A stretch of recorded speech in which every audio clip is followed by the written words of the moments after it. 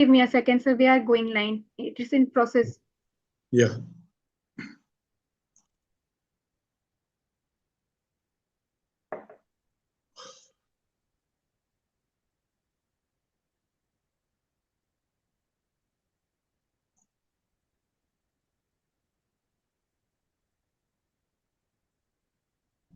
Good evening, everyone.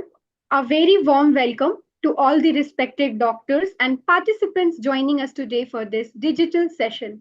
On behalf of IGCP, it is my pleasure to host today's program on a topic that is reshaping the future of diabetes care.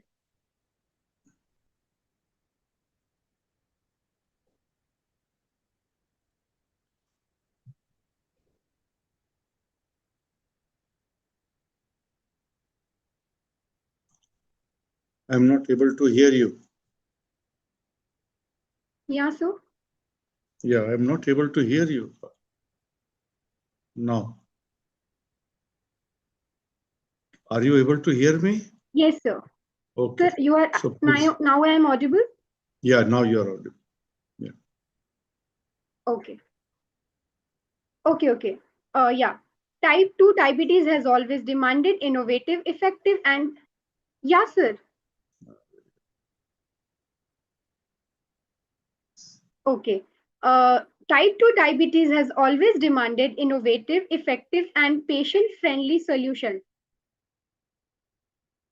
And today we stand at the brink of therapeutic shift where dual incretin-based therapies are showing remarkable outcomes in glycemic control, weight management, and overall metabolic health. I am honored to introduce our speaker for today, Professor Dr. Surendra Kumar Sharma. He did MD, DM in endocrinology, Professor of Endocrinology at Mahatma Gandhi Medical College in Jaipur. Dr. Sharma is a renowned endocrinologist with decades of clinical experience, academic contribution, and research excellence. His expertise in diabetes management and metabolic medicine makes him the perfect speaker to guide us through today's topic. With this, I would like to hand over the session to Professor Dr. Surendra Kumar Sharma to take us through the fascinating journey of Twincretin therapy and its promising in transforming diabetes care. So you can proceed now, sir. Thank you. Thank you. Can you see my slides, ma'am? Yes, sir. Yeah, thank you. So good evening, dear friends. Today we are going to discuss about this Twincretin. A single molecule in this Twincretin is now available all over the world, also in India, that is tirzepatide. So we'll be discussing this molecule and highlighting its importance. So in the background, if you look into these drugs, these are called incretin therapy, and in incretin we have GLP-1 and GIP. These are the two hormones which are secreted from the intestinal cells. So whenever a person is eating, there is a release of GLP-1 and GIP from these L and K cells, and they go through portal circulation to pancreas. And in pancreas, they stimulate beta cell to secrete insulin, and they cause inhibition of glucagon. That is the mechanism of action of these drugs. So we all know that there are so many different incretins which are available. Earlier, we were having so many other incretin therapy. So you can see at a glance that what are the action of this GLP-1. It is one of the important incretin. So there are some important function of GLP-1 in the form of decreasing albuminuria, reducing body weight, reducing blood glucose, reducing blood sugar, and so many other pleiotropic effects like decreasing inflammation, which is very important. So if you look into the indication of this incretin GLP-1, you find that probably they are used nowadays in management of type 2 diabetes and obesity, and also they are cleared for the treatment of obstructive sleep apnea and metabolic liver disease, and in heart failure with preserved ejection fraction they are useful. One of the study was showing benefit in diabetic kidney disease, and that's how we say that flow trial was telling us that it is also helpful in retarding the progression of chronic kidney disease in our diabetic patient. And there was a small study which was looking into the effect of this GLP-1 semaglutide in improving osteoarthritic pain. So, as we all know, GLP-1 we are using for the last many years now, but now GIP is also important hormone which was not highlighted earlier. So, dear friends, if you compare GLP-1 activity to GIP activity, you find that GLP-1 is reducing food intake, increasing satiety, and have some nausea. It in pancreas, it is causing increase in insulin secretion and decreasing glucagon, and it also causes delay in gastric emptying. As compared to that, GIP is having reducing the food intake. It has decreasing incidence of nausea. It increases insulin secretion, and once the blood glucose is going down, it increases glucagon also. So the chances of hypoglycemia is significantly reduced. But it has got also effect on adipose tissue, that is increasing insulin sensitivity in adipose tissue, increasing the lipid buffering capacity, increases the blood flow in the adipose tissue, it increases storage capacity of the adipose tissue, and it reduces inflammation and having some immune cell infiltration. So when you compare the two drugs like GLP-1 and GIP, these are two important hormones. So insulin release is there from the both. Both are reducing caloric intake, but gastric emptying is delayed by GLP-1, and the effect on adipose tissue is there with GIP. So you find that there is a glucose dependent insulin secretion from the GIP action, and they also cause increase in glucagon as compared to GLP-1, which causes decrease in glucagon. They inhibit the food intake and having some anti-emetic and neuroprotective effects, and also having effect on the adipose tissue as we discussed, and they increases the adipose and splenic blood flow. So dear friends, this is again, if you look into action of GIP, we find that during postprandial state, it causes increase in glucose and lipid uptake into the adipose tissue, and it also causes GIP mobilizes lipid from adipocytes. Once the patient is having postprandial absorptive phase, it has a co-agonistic and it causes slow improvement in the postprandial lipid metabolism. GLP-1 agonist also including greater triglyceride and free fatty acid suppression, and it also co-agonist as increased free fatty acid oxidation. So these are some of the action of GLP-1 and GIP. Now we all know that if glucose is going high, beta cell secretes insulin. But when you look into the action of their effectiveness in increasing insulin, glucose is having 33% action on increasing insulin, but GIP is more effective in increasing insulin from the beta cell, 44%, and GLP-1 is a bit lower action on increasing insulin from beta cell, that is 22%, as compared to glucose, which is having a glucose insulin increasing activity of 33%. So the endogenous GLP-1 generates more significant effect on insulin mediated glucose clearance compared with endogenous GLP-1. And that's how we can see here that when you compare a GIP in Twincretin, that is in terzepatide, which is having a GIP action also, you find as compared to semaglutide, which is purely GLP-1, there is a increase in first phase insulin secretion as well as improvement in second phase in insulin secretion, which is better than what is happening with GIP. So friends, what is this twincretin? As the name suggests, there are two hormones of incretin subgroup which are clustered, or you can say combined together. So here you find that GLP-1 and GIP amino acid sequences, these are peptide hormones. So here you have GIP and GLP-1. But once you have a GIP background and you change some of the amino acids in such a way that now this molecule is also going to attach not only to GLP-1 but also to GIP. So here you find that terzepatide is a very long-acting GIP receptor and GLP-1 receptor agonist. It is having a amino acid sequences which is attached to a C20 fatty diacid moiety that enable it to combine with albumin binding and prolong the half-life of this molecule. And the half-life is 5 days, and that's why this drug has to be given subcutaneously every week. So the plasma concentration in patient with renal and hepatic impairment do not suffer from those in a, as compared to healthy.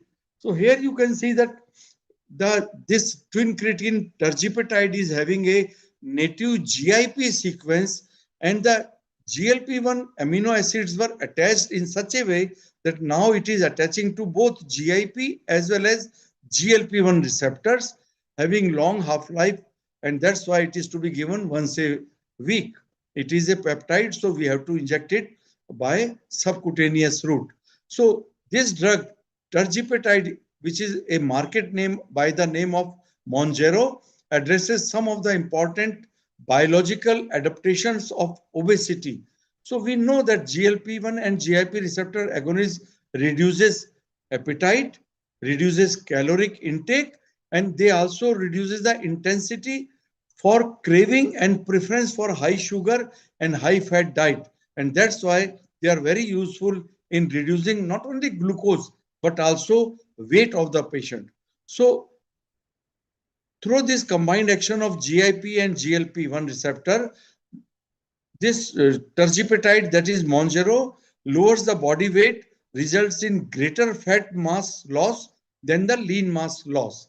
So what are the indication of this terzepatide? Firstly, it is a drug which was meant for type 2 diabetes. So it is indicated in type 2 diabetes in addition to diet and exercise.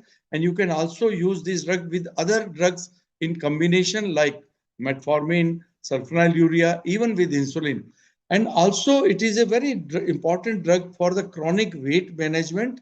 Mounjaro is indicated as an adjunct to a reduced caloric diet and increased physical activity for chronic weight management in adult with a body mass index of more than 30 kilogram per square meter, or it is more than 27 BMI with a presence of comorbidities like hypertension, dyslipidemia, diabetes, obstructive sleep apnea, or cardiovascular disease. So this drug is to be administered subcutaneously every week, and it is now available even in India. The strength of this drug are 5 milligram, 10 milligram, and 15 milligram.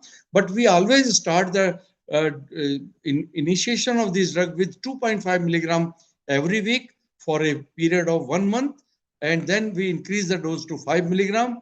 And in 5 milligram also you find very good reduction in HbA1c as well as weight.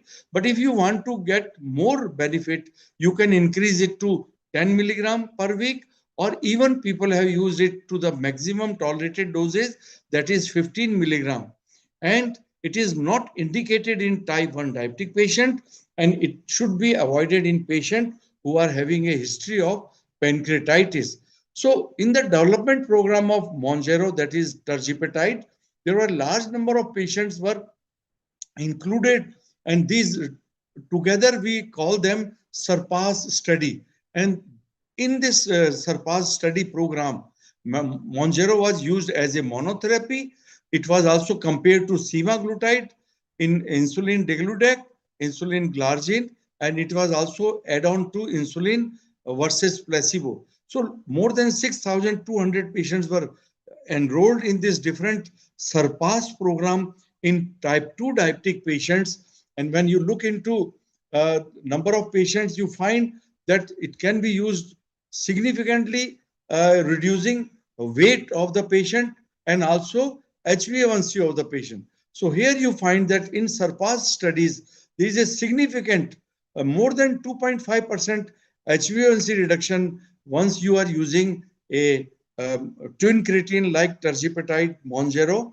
And you find that not only HbA1c is significantly reduced, there is a significant weight reduction in our type 2 diabetic patient to a tune of something like 10 to 12 kilogram in some of these study lasting for a period of 50 to 70 weeks. It is also superior in reducing HbA1c as compared to the GLP-1 analog, that is semaglutide 1 milligram. So you find all the strengths of tirzepatide, whether 5, 10 or 15, are more effective in reducing HbA1c as compared to 1 milligram of semaglutide, which is another GLP-1 receptor agonist, which is also given once weekly. In diabetic patient, we are using it as a 1 milligram. So here you can compare it. So you find that better weight reduction was there once you are using uh, Monjaro as compared to semaglutide in our diabetic patients. So you find that semaglutide is reducing 6.2 kg of weight, but different strengths of Monjaro, 5, 10 and 15 milligram per week, are reducing 7.8 to 12.4 kg in our diabetic patients. So once you say that what is happening to our patient who are having a significant HbA1c below 6.5, a significant weight reduction of more than 10, and no clinical hypoglycemia, you find that Monjaro 5, 10, and 15 is having significant, you can say, improvement as compared to semaglutide. So when composite outcome was seen here, whether the patient is having significant HbA1c reduction, weight reduction, and no hypoglycemia, it is scoring over semaglutide. So now, because we realize that these drugs are causing weight reduction, so the same drug was also utilized in a study program for obesity management. So here more than 5,800 patients were enrolled in different surmount study. These are the studies for the weight reduction. And this was done even in patients without diabetes as well as with diabetes. So Surmount 1 was without diabetes, Surmount 2 study was obese patient with diabetes, and then Surmount 3 was weight management after intensive lifestyle modification. Surmount 4 was weight reduction maintenance was looked into, and Surmount 5 was weight reduction compared to semaglutide. So large number of patients were enrolled here, and you can see here as compared to semaglutide, which is causing less weight reduction, you find that three strengths of Monjaro, that is tirzepatide, is reducing significant weight reduction in our obese patient in Surmount study. So you find that tirzepatide 5 milligram is reducing 16% weight reduction. And once you are going for a highest dose, that is 15 milligram, there is a 22.5% weight reduction. And you find that people with obesity who are achieving more than 10% weight loss with tirzepatide 5 milligram. So you find that even with 5 milligram, large number of patients to the tune of 89% were able to achieve a weight reduction of more than 10%. And when you are using higher doses, 15 milligram, then you find that large number of these patients were even having a weight reduction of more than 20%. You find that 2 out of 3 patients on Mounjaro 15 milligram were experiencing a more than 20% weight reduction. So very effective weight reduction was seen with tirzepatide. So here you can see that a improvement in body composition. So it is mainly the weight reduction is because of loss of fat mass as compared to loss of attributed to a reduction in fat tissue, including visceral fat.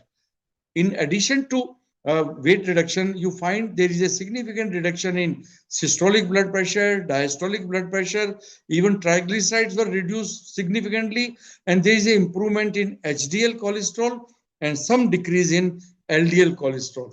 So the question arises, for how long we have to give these drugs. So here, to answer that, they have done a study by the name of Surmount 4, and here you can see that once patient is reducing weight after 36 weeks, they have divided the patients into two arms. One arm was continued with Monjaro and the other arm was stopped and shifted to placebo. So after 88 weeks, you find that there is a further dose of tergipetide, Monjaro, but there is a regain of weight. So after 88 weeks, from 36 weeks, you find there is a only 9.5% weight reduction in those who are shifted to placebo.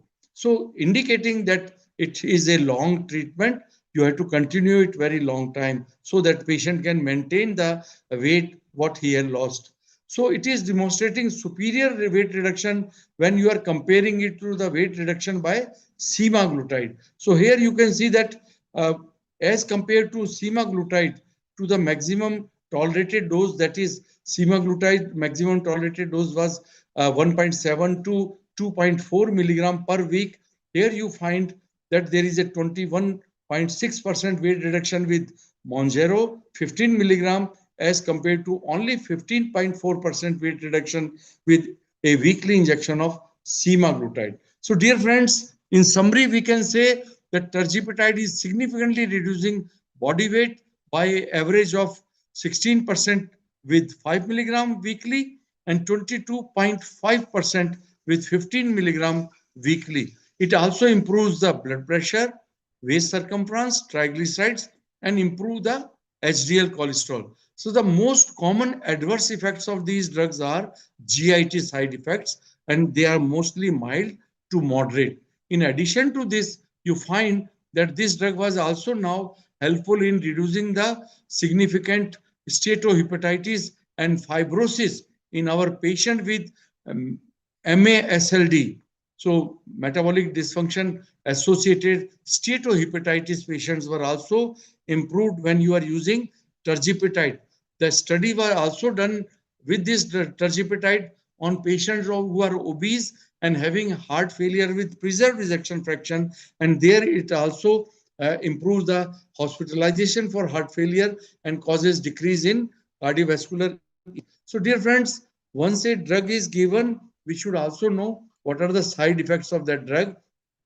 And as we discussed, that tirzepatide is a drug which is having GIT side effects, which are mainly nausea, vomiting, constipation, diarrhea, etc., and sometimes irritation and abdominal distension, etc. But these are usually mild to moderate. And as we continue with the drug, the frequency and severity of these GI side effects are gradually going down. Whenever we are up titrating the doses, there is again they are coming in, but after some time, after a few weeks, they reduce. So we have to teach our patient how to reduce the side effects, GI side effects with this Monjaro. So the most common adverse effect, as we discussed, is gastrointestinal. So we ask the patient to eat smaller portions, which more frequently they can eat, being mindful of stop eating when they feel full, avoid eating when not hungry,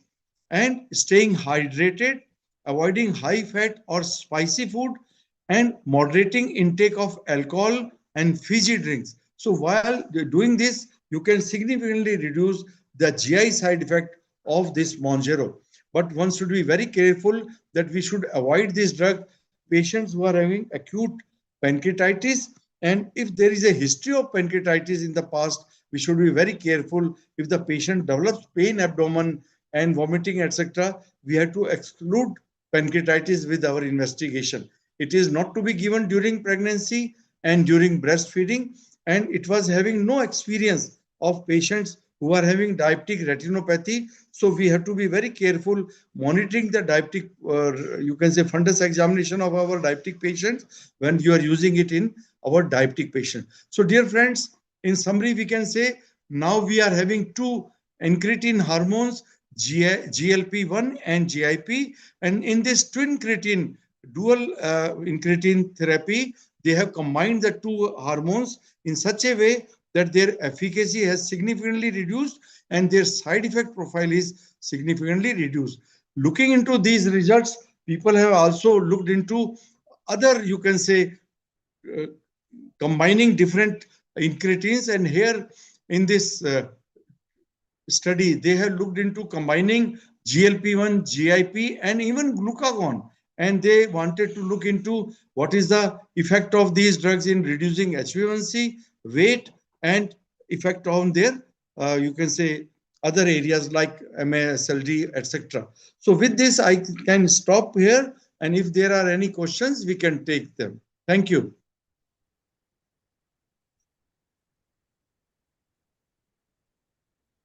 Thank you so much, sir. Thank you so much, Doctor, for such insightful discussion and meaningful presentation. Thank you. So, sir, with all your permission, can I take question one by one, sir? Yeah, please. Okay, thank you, sir. So, the first question we received: how does combining GIP and GLP-1 agonism differ from traditional GLP-1 only therapies in terms of mechanism and clinical impact, sir? There was some, in between, there was some problem. Can you repeat the question? Okay, sure, sir. So the first question we received: how does combining GIP and GLP-1 agonists differ from traditional GLP-1 only therapies in terms of mechanism and clinical impact? Yeah. So we know that these are the two important hormones which are secreted from intestine. Okay, K cell and L cell of intestine, GLP-1 and GIP. These are hormones which are endogenously produced, but they are going to the portal circulation and they are acting at alpha and beta cell. In alpha cell, they reduce glucagon. In beta cell, they increase insulin. But GIP is a molecule. Once the glucose is going down, it not decreases, it not inhibits glucagon, but it increases glucagon. And they do have some other effects, like they have protective effect in the CNS, they reduce appetite, they improve satiety. And what they have done here is that they have taken the, you can say, molecule of GIP, and they have done some uh, designing of the molecule in such a way that they have added some of the amino acids. So now this twincretin is acting both on GLP-1 receptor and GIP receptor. As we all know, all the hormones are acting through their receptor. So these are the, you can say, receptors of GIP and GLP-1. So once you have a molecule which is stimulating both these receptors, you will get better results. As we discussed that insulin secretion by GIP is far, far better than GLP-1, 44% to 22%. And that's why you find better HbA1c reduction by this twincretin, that is tirzepatide, as compared to only GLP-1 receptor agonists like semaglutide. So these are the designing molecules which are very helpful, and they do increase the duration of the therapy. So they combine this GLP-1 and GIP molecule to a long chain diacid fatty acid. Because of this, there is a very long, you can say, uh, duration of action of this. Because we all know that GLP-1 and GIP are destroyed by the endogenous DPP-4 enzymes. But once you combine it with a fatty chain, the destruction of these enzymes, the destruction by DPP-4 enzyme is significantly reduced or delayed. That's why it is to be given once a week. Being a protein, or you can say peptide hormone, it is to be given injectably. You can't give it orally because our digestive enzymes will destroy it. So it is to be given subcutaneously, weekly, and they are very effectively reducing HbA1c of our patient, and they are also very effectively reducing weight of our patient. So HbA1c reduction is to the tune of up to 2.5%, and weight reduction is to the tune of something like 22.5%. Thank you. Any other question? Yeah, sir. Thank you so much for this brief answer, sir. So the moving forward to the next question is, and the question is, what real world evidence do we currently have regarding twin creatine efficacy in glycemic control and weight reduction? So now the drug was developed as an anti-diabetic drug, but then we realized that there is a significant weight loss. in diabetic patients. So they tried this drug sorry, in non-diabetic obese patients. Being a insulin dependent action, they usually do not cause hypoglycemia. So if a person is obese and he is having no diabetes, even then when you are using these drugs, the chances of hypoglycemia is not there. And being reducing the appetite, causing significant improvement in satiety, they reduce significant amount of adiposity in both visceral as well as subcutaneous compartment. They also reduces ectopic fat, and thereby they are providing so many benefits. So they not only reduce HbA1c, reduce weight, but also reduce the fat which was deposited inside the liver in our patient with MASLD, and they also reduce obstructive sleep apnea, and they have beneficial effect in patients who are having heart failure with preserved ejection fraction, and patients who are having chronic kidney disease in a diabetic patients. Thank you. Okay. Thank you so much, sir. I hope you did justice with the answer and the question. So the next question is, are there specific patient profiles that benefit the most from GIP, GLP-1 dual agonist Yeah. therapy? So it's a good question that where you will get the maximum benefit while you are using this Twincretin, that is tirzepatide. So friends, if you are having a patient who is a diabetic and overweight or obese, and you are finding it very difficult to reduce the HbA1c and weight of that patient, you can always add this drug uh, tirzepatide to metformin and other drugs, but should not be using it in combination with DPP-4 inhibitors, because these drugs are already having a DPP-4 inhibitor like action. So you should be combining it most of the time with metformin. You can combine it with sulfonylurea and SGLT2 inhibitors also. But if your patient is having diabetes, you will find there is a very effective HbA1c reduction to the tune of 2 to 2.5 or even 3%. And large number of patients were having a HbA1c which is in the range of 5.7, indicating that they are having, you can say, more or less normal HbA1c. And in second set of patients are those patients who are obese, having significant weight in the BMI of more than 30 or BMI of more than 27 with comorbidities like hypertension, dyslipidemia, and diabetes. So there you can add it when once the BMI is 27 or more. So you find that there is a significant weight reduction in those patients, and the chances of hypoglycemia is not there. Even in this obese patient, you find there is a 0.5% HbA1c reduction, but hypoglycemia will not be there. And those obese patients who are in the future are going to develop diabetes, there is a 90% chances of retarding the development of diabetes once you are giving this to the obese patient. And as we discussed, that they are very useful in reducing MASLD, that is the hepatitis component was significantly reduced, and they also reduce the fibrosis in a patient of MASLD. They were tried in patient of heart failure with preserved ejection fraction. There they are reducing hospitalization for heart failure, and you can say cardiovascular mortality. And of course, people have tried them in obstructive sleep apnea. And I think a large number of patients will be using this now drug once we will have economical substitutes available to us in future.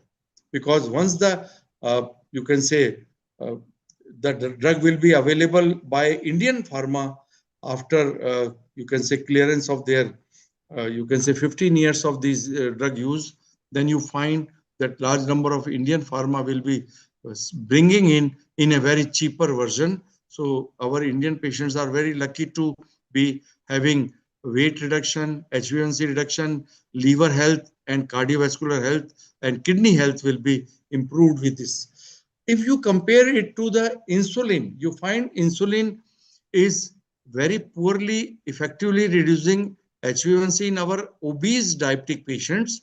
And you find that insulin may cause weight gain. As compared to that, you find weight reduction and significant HbA1c reduction with tirzepatide. And chances of hypos are very high with insulin, which is very low with tirzepatide. Thank you. Okay. Thank you so much for this brief answer, sir. Uh, so the next question and the last question I can see is, what safety considerations should clinician keep in mind while initiating twincretin-based treatment, sir? That's a very good question. Uh, Whenever you think of starting these group of drugs like a GLP-1 or a GLP-1 GIP dual agonist like tirzepatide, you should first tell the patient that these are the drugs which are to be given starting from a lower dose and gradually up titrating. You should also tell them that there are GI side effects to start with in the form of nausea, vomiting, diarrhea, and decrease in appetite. And then, of course, you will be telling them that if you are developing significant pain abdomen, you have to exclude pancreatitis. These drugs should not be given in patient during pregnancy, during lactation, and it is not the drug for type 1 diabetic patients. Of course, we are using these drugs now in patients who are having MASLD or those who are having obstructive sleep apnea also. But one should be very careful not to use it in type 1 diabetes, during pregnancy, during lactation. And if pancreatitis is there, we have to stop it.